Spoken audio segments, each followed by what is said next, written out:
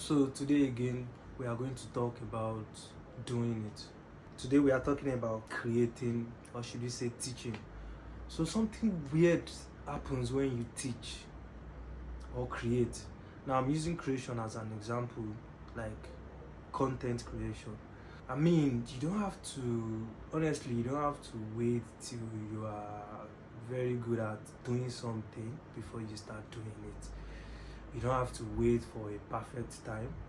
If you want to start creating, just start with what you have, the little you have, your camera, maybe your normal lights.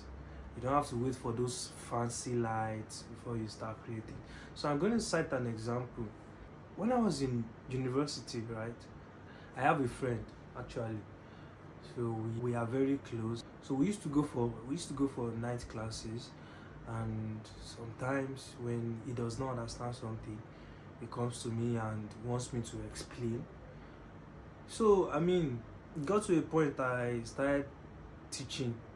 Like I almost turned to a teacher because when he's with me and he wants me to explain something, I have to explain. I have to break it down to a point that he understands.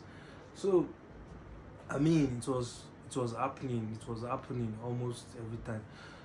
So that alone pushed me to start wanting to know the course better, so I'll be able to teach him better. I don't know if what I'm saying is making sense, but I mean, when you are teaching someone, you would definitely want to make sure you understand what you are teaching. You can't just teach what you don't understand. But what I'm just trying to say is you don't have to wait till you are very good at the course before you can say you want to take that bold step of teaching someone. So this I'm going to relate this to content creation because I've been stuck so many times thinking I would have to have this before I can start creating content.